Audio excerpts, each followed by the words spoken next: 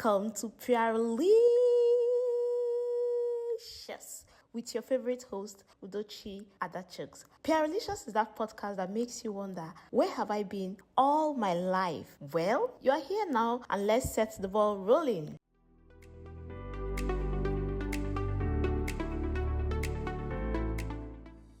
Have you ever heard the PR saying that goes, authenticity is key in communication? Did you ever ask yourself, what does this even mean now? Authentic communication means communicating your thoughts and ideas without pretense. Authenticity helps a person or brand establish a deep bond and earn public trust. Sadly, authentic communication is difficult because brands lie a lot to gain public trust. In the end, it backfires. But what's the fuss about authentic communication? Why should communication practitioners worry about it? To unpack these questions, I have two exciting guests, but then I'll start with the first.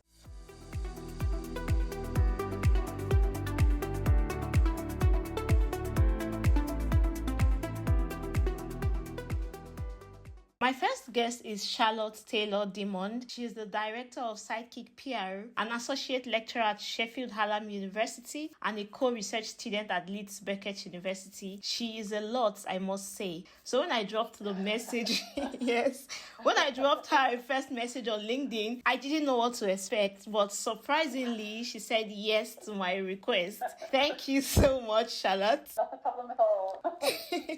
So how's your day going? It's going well so far, and I've just had a meeting cancelled this afternoon, so it means I've got a little bit more time to do things, so that's always a blessing. Oh, yeah, thank you so much. I appreciate that. So to the very first question, which is like the major reason we are here today, what does authenticity in communication mean to you? Well, to me, it's about expressing yourself honestly and transparently without pretense. So it's about making sure that what you're saying, either when you're talking about yourself or if you're representing an organisation, is true. So the main role for me, I think, in public relations is to build relationships, a whole range of different relationships with a whole range of different stakeholders. The key to that is about building trust, and you can only build trust if you're being transparent, authentic and open and honest in your communication. People can see through it if you're not. We are so much more savvy now than we used to be at spotting if someone is not being authentic. You see it on the news when you're watching the evening news. Yeah, and social media.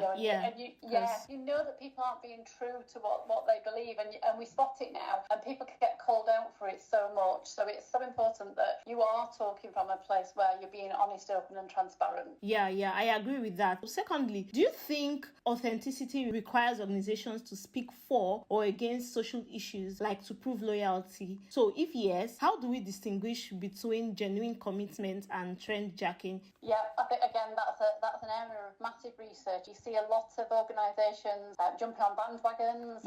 Just to be relevant. Statements about things. Our advice to all our clients when something big happens or something's trending on social media or there's a societal issue and they say, should we comment on this? Our response is, if it's relevant to you and if it's relevant to your audiences, then yes, if you've got a stance that you can take, do comment on it. Don't just be one of these organisations that looks around us, so everyone else is saying this, we need to say it, because that is not authentic and you will get called out. Yeah, and they could land into trouble. Yes, that's absolutely. Yeah. So authenticity is an inside-out approach. How can PR professionals like you use internal communication to shape external authenticity? How do we carry employees along in brand messaging? Yeah, the reality has got to be that you are delivering what you are saying you're going to deliver in your brand visions, values. If you're not, and they're just words on a website, words on a wall, or somebody's walking around with a mug that's telling you everything's great, but it's not, and the working conditions aren't great, then you're never going to get that alignment and get people on board with you to be talking about how good things are. Good organisations with good, strong cultures, you don't need to do a great deal of work to get people to be the ambassadors and to advocate for the organisation. So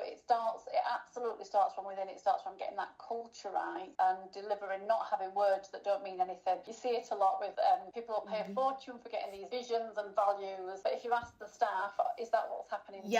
They just zero, they don't know nothing. That's true. So now, where do we draw the line between authenticity and strategic communication? Does revealing too much in the name of authenticity harm a brand's trust? I'm asking this because many experts argue that transparency doesn't mean revealing every personal detail about an organization. organizations, that organizations still need to set boundaries around what they share and what they keep as secrets. Then again, where do we draw the line? So the boundaries are really important, but what it's not about is keeping some things hidden, because you're not being transparent and open and honest if you're telling half a story. Yeah. So I used to have a wonderful medical director that I used to work with years ago, and he'd go out to talk to the media and he'd be talking about one particular story and tell them all this information about 14 other stories. Wow. Now that wasn't it. That wasn't him being transparent and open and honest. That was him not realising to set any boundaries and that he was talking about one subject, and there was never anything wrong with what he did. But it was about him understanding that actually this is the story that I'm talking about. I'm giving everybody all the information that I'm at liberty to give them. And that is different from him going out being briefed, but tell them this, but don't tell them that. Yes. So that they've only got half a story, because that's not transparency at all. Sure. Yeah, but what if maybe the public is curious about disinformation? How do you handle situations like that? I think there's a number of different ways in which you can do it. If you're starting to get a lot of queries about the similar subject, questions, yeah, then you can start how you answer that. But again, the best way to be open and honest and transparent about that is put the information out there. If it's like pop it on your social media, some people might say, but you're alerting people to something then. Yes. You're not. You're sharing that information. Why give crumbs of information to a couple of people that have asked about it? If it's information that you can be open and honest and transparent about, pop it out there. Transparency can really strengthen credibility rather than weaken it, because you're acknowledging that everything's not great. Yeah, all right. But you're not wanting to go out there and damage your brand. Sometimes authenticity and strategic communication, they are not on the same level. Strategic communication is about sugarcoating issues just so that you present a good image to the public and all. So would you say PR people should communicate 50% authenticity, 50% strategy, or we should just go head on 100% authenticity and maybe weave in strategy in between? Always be authentic all the time, and there's nothing 100%. And I think there's nothing to say that being authentic can't be strategic. It amazes me when you see politicians on the news being caught out telling a lie, and you think, how on earth did they think they were going to get away with that? Yeah. On earth, in this day and age. So I always say, never lie. Okay. Thank you so much, Charlotte, once again. Not a problem. It's been lovely to chat to you. Yeah, me too. See you next time. Bye.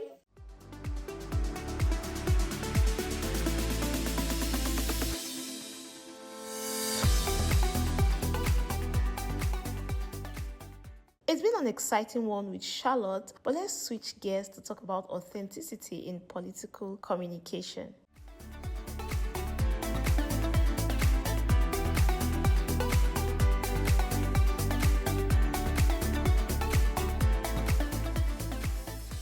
Akachukwu Ikefuama is a PhD student of mass communication at the University of Iowa School of Journalism and Mass Communication. He has special interest in digital democracy, digital literacy, and political communication. Thank you so much for gracing this podcast at short notice, and happy Easter to you. Thank you so much. Yeah, I'm most delighted to be invited. Yeah, how's the Easter celebration in the US? Nothing special. I mean, I'm just in my office. Not people mostly, they go to church as we went to church yesterday night. Then some people go to church today in the evening or even midnight. Then tomorrow we have a series of services. I think that's how they celebrate. Yeah, okay. So let's get to the business of the day. I'll start by asking you, what is authenticity in political communication? In the context of political communication, I've never heard authenticity in political communication. I'm a prominent instructor in the introduction, in a course, introduction to social media at my university, and one of the topics is authenticity in terms of social media marketing, influencer marketing. One strategy that all of these influencers use to attract audience. The audience is being real. Authenticity means being real. Yeah.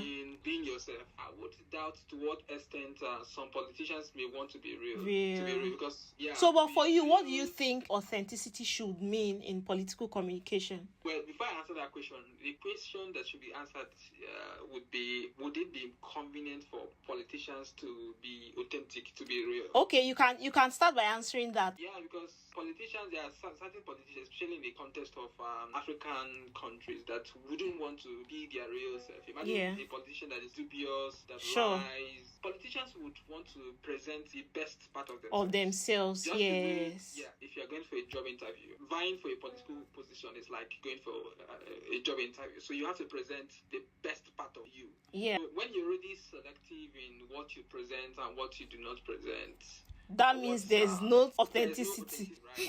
We can theoretically conceive authenticity in the context of political communication, but in reality, in practice, it's not impossible. It's not possible. Yeah, but the likes of Barack Obama, he is largely praised for his authenticity. So it feels like authenticity has to be a thing in politics. The concept of authenticity and even the practice of authenticity is very subjective. My real self in the public would be very different from my real self in the private. I agree. What politicians do in most cases is to present the best part of themselves, most impressive part of themselves, the most empathetic. Politics is a game of emotion. Kamala Harris, because she wanted to get the vote of black communities, yes, right? And women, colored people. So what she did, the narrative, I'm part of you, right? I'm not privileged compared to the white supremacists. Yeah.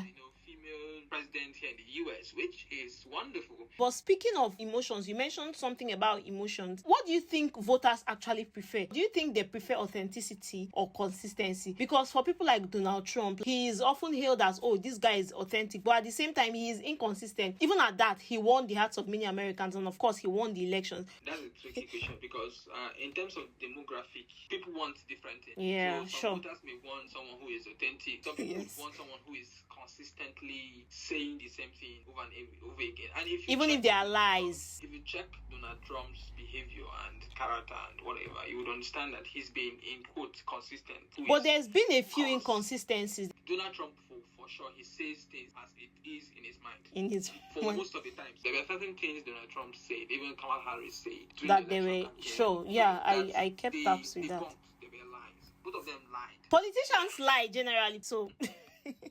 But wait, speaking of lies, how do you think politicians can rebuild their trust after they've been exposed for inauthentic behavior? In some cases, speaking from a political communicator's point of view, political relationships are almost comparable with romantic relationships. Nice. I'm using this analogy because it's understandable. Yes. When trust becomes an issue, broken, it's very difficult to build. It takes time. First, you have willingness on the part of the politician. The politician willing to rebuild trust. The simplest way they can rebuild trust is to admit. They come out to say it was all a lie. They may not really. There are certain things you may not. There are certain words you would be very careful, especially coming from a political communication strategist point of view. Yeah, like lies. To say a lie, yes. Lie. Oh, I lied. Just imagine the headline: breaking news. The Prime Minister saying I lied. That would be a disaster. Exactly. So if you were a political strategist for one of these politicians who has been caught in a lie, how best would you advise that they move on from that? What the politicians sometimes do, especially in the Western world, is they resign, like Boris Johnson. Yes. He resigned when it was found out that he engaged in a party during COVID. Yes. He resigned. So what about politicians who want to continue being politicians? Aside resignation, how else can they manage the situation? It depends on the gravity of the situation. There's no hard and fast rules. Yeah. Some of them can be forgiven. Some of them may not be the end of someone's career. But for some of them, it's going to be tough to have a communication strategist to pull that out. Yeah, true. So my next question. So we've talked about Boris Johnson for a bit and how he has been called out severally on social media for being a serial liar. So do you think social media makes it easier or harder to be authentic? I think social media has amplified the whole issue of authenticity, if there's any word like that. With the lack of authenticity, yes, that was already there before social media. The problem of authenticity has been there. The good news is that we now have citizen fact checkers. Everybody's on their phone these days. Exactly. Thank you so much for gracing PRlicious. Yeah, thank you so much. So have a good one. Bye.